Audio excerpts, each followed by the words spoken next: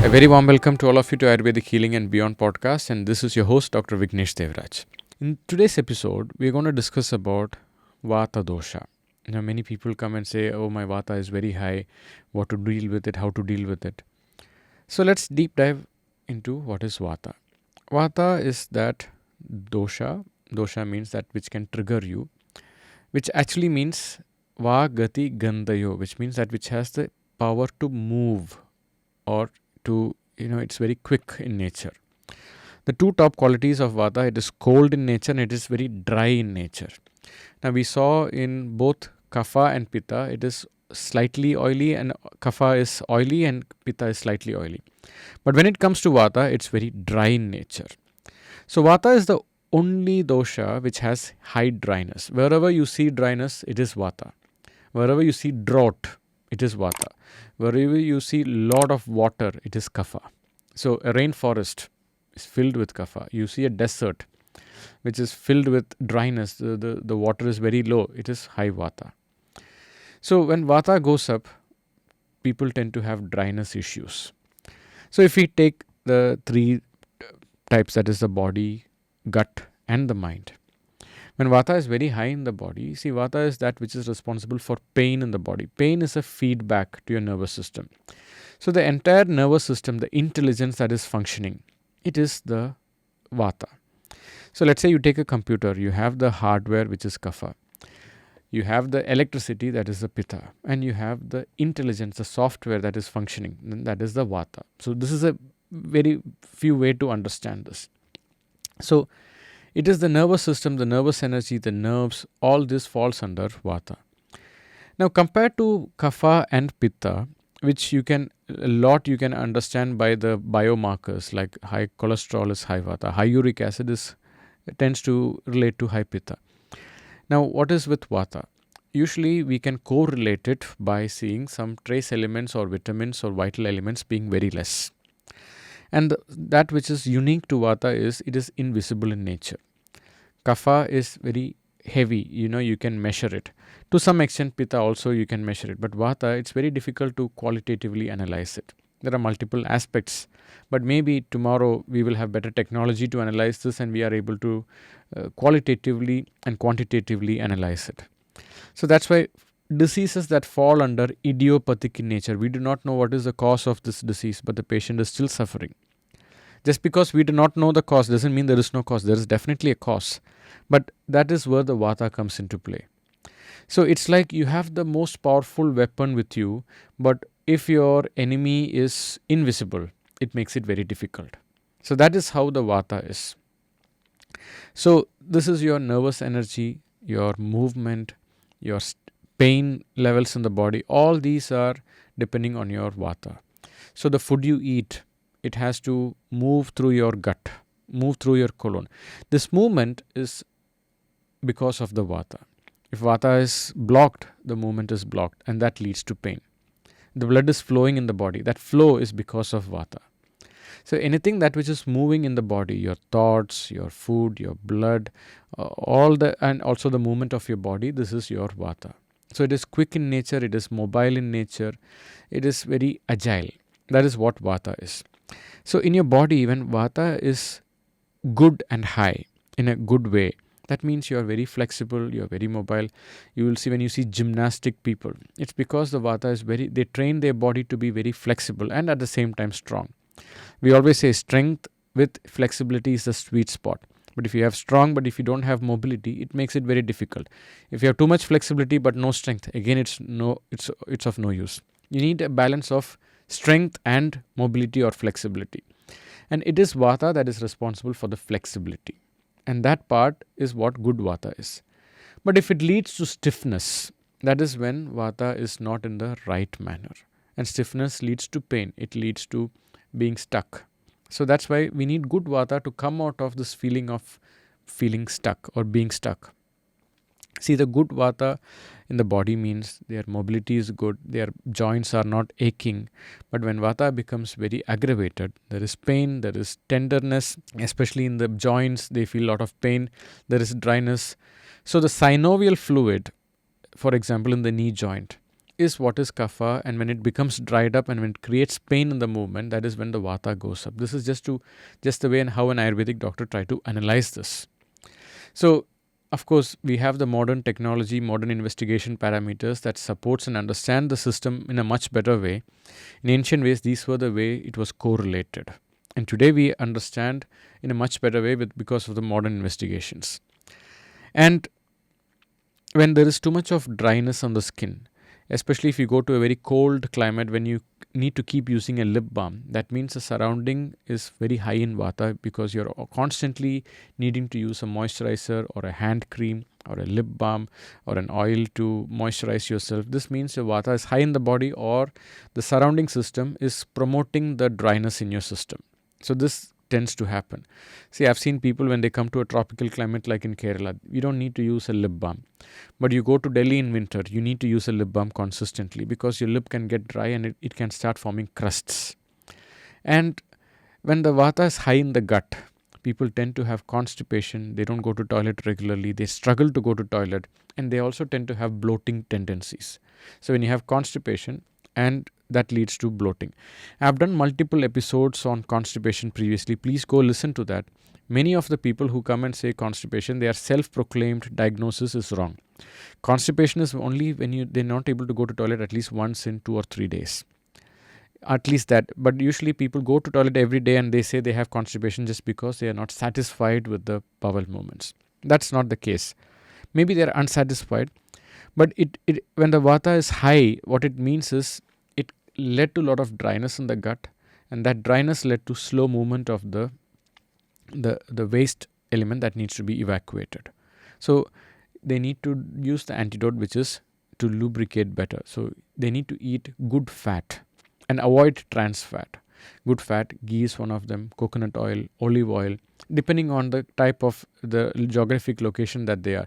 In Mediterranean region, I see people use a lot of olive oil. And in some regions, they use sesame oil. Coconut oil, and sometimes it can get condensed. So maybe that is depending on your climate and the geographical location, you need to see which oil is working best for your body. And according to the type of the time of the year that you are in. In winter, sometimes coconut oil need not be the best. It can get condensed. But sesame oil doesn't get condensed like this. So like that, you need to do the antidote. Just like when I have a dry skin, I apply a moisturizer. When your gut is dry, you need to add food that are good in healthy fat. This is one way to look at it. And the other thing, good movement also balances your vata. Sometimes when you're stuck, vata gets stuck. When you move too much also, vata gets stuck. So these are certain understandings. So when I see people having stiffness in the body, arthritis, it leads to a lot of stiffness in the body. So in Ayurveda, we have this therapy where you do oil massage and steam followed with it. Or we have this treatment called pirichal, where we pour warm oil over the body. So you see the qualities of vata, it is cold and dry. And pirichal has qualities of warm and oily in nature. So it's like exact antidote of these problems of vata. So we've seen patients, when the winter starts in Europe or different parts of the world, they come with a lot of stiffness in the body. And after we start some of the treatments, and after the day when they finish the pirichal, where we pour the warm oil over the body, which is warm, not hot. And they say that finally my mobility is much better. I feel my skin is glowing. The dryness has changed. So this is the logic behind understanding what is missing and to replace it with the right antidote. So this is what the vata problems are. Sometimes brittle nails, when certain vitamins are lacking or deficient in your body, this can also lead to these problems. So that's why when you do the blood work, you are able to analyze vata mostly by analyzing what is missing in your body. That is one of the ways you understand how vata is deficient or vata is very high in your system. And when it comes to your mind, overthinking, overanalyzing, anxiety, all this is high bad vata. And the good vata is what we call as prana, or the creative force inside your body. It is that creativity is good vata and anxiety is the bad vata. It's just a way to analyze how good and bad things can go. And you see, anxiety is also a type of creativity, but it's just that we are using it in the wrong manner. And if you have a good balance, then you're able to use it in the right manner. That's why we can never isolate just vata without pitta and kapha. So you need to have good kapha to have good vata, and you need to have good vata to have good kapha. It all goes hand in hand. So usually when they have overthinking tendencies, their sleep will be disturbed. So that's why some of the treatments like Shirodhara or spending time in nature or doing yoga or even listening to yoga nidra. So that's why when there is excess vata in the mind, like anxiety, difficulty to relax, some of the therapies like yoga nidra or restorative yoga or yin yoga is fantastic. Therapies that will help to calm down and help you to ground. So vata means it is the air element. It keeps floating, not floating. It keeps flying away. So what that needs is the antidote is something that will help to ground that. That is why the antidote for vata is 10 things and rituals that will help you to ground. So in Ayurveda, the two terms that are mentioned as the most powerful antidote for high vata is sneha svedam. Sneha svedam means one that which is helping to lubricate, and sneha also means love. It's a kind of tendency to keep things grounded and together. Svedam, it actually also way to sweat. So one of the ways why it's called sweat, because when you're dry, when you don't sweat, when you sweat, it is helping you to activate, whatever is stuck, you're able to move it and release it. So these are some of the therapies that are being done. Another thing is, when you correct your sleep, usually vata is also getting balanced. When vata gets imbalanced, one of the first things that will happen is you see dryness, stiffness, pain, and difficulty to fall asleep. And once the sleep gets corrected, your vata also gets corrected. And when I say sleep gets corrected, going to sleep on time, waking up on time, this is one of the most powerful therapies to balance your vata. And you just cannot take a pill and say that my vata is balanced. So that is the uniqueness about vata. It's not just about the pill or medicine or food. It's about your entire lifestyle and how you deal with your stress and one of the best methods is to improve your spiritual aspect of your life, improve your spiritual intelligence, read books on spirituality, meditation. It's a very powerful method to calm the mind. See, the nature of mind is it is designed to not keep you happy. It is always looking for what is going to happen, what can go wrong, and what went wrong, and is this going to happen again. That's the nature of mind. And in fact, the word for mind in Sanskrit is manas. And if you look at the word manas, its etymology is mana, which actually means to calculate, to analyze what can go wrong. We all are a kind of an astrologer and an analysis on what crisis could happen anytime. Even though when things are very peaceful, you are constantly anticipating what could go wrong. So this is when the vata is very high. So in order to bring that down, in order to let go of that perceived fear instead of, if the real threat happens, this is where balancing the therapies of vata will help. In fact, there is a course that I have done called Balancing the Mighty Vata. You can find it in the show notes where I deep dive into each parts of vata and how you can balance it. You can look into it. Going to Ayurveda retreats, going to yoga retreats, going to Vipassana, or spending time without exposing yourself to too much of mental stimulation at night, and making peace with boredom and not needing all the time kind of an entertaining or mindless entertainment. These are some of the other ways to also calm down the vata in the mind. So this is the overall technique. And in the body, one thing that I missed to explain, when somebody is having constipation, one of the therapies that we do is Matra Vasti. Matra Vasti is a kind of, there is a medicated oil that is being used as an enema. And this has to be done with proper medical supervision and for a patient who can also take this. This is not for everyone. Because if they have any special conditions like anorectal conditions where it is contraindicated, this should not be done. So one of the therapies to balance the high vata is enema is one of the therapies other than the lifestyle things. So overall, vata is the one that is responsible for good creativity, good movement, good agility, and the bad one that leads to dryness, that leads to low energy, fatigue, overthinking, anxiety, and that can go in circles.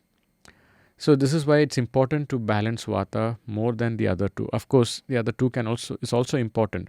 But among the three doshas, because of the nature of vata, because it's invisible in nature, and it can be only understood in a qualitative manner, subjective manner, treating that is one of the most challenging, at the same time, most important priority when it comes to the protocol of healing. So I hope you understood what is Vata, the importance of Vata, how an Ayurvedic practitioner looks into Vata. And please do consult an Ayurvedic doctor to understand how this can be reversed. This is just for information purpose. Thank you.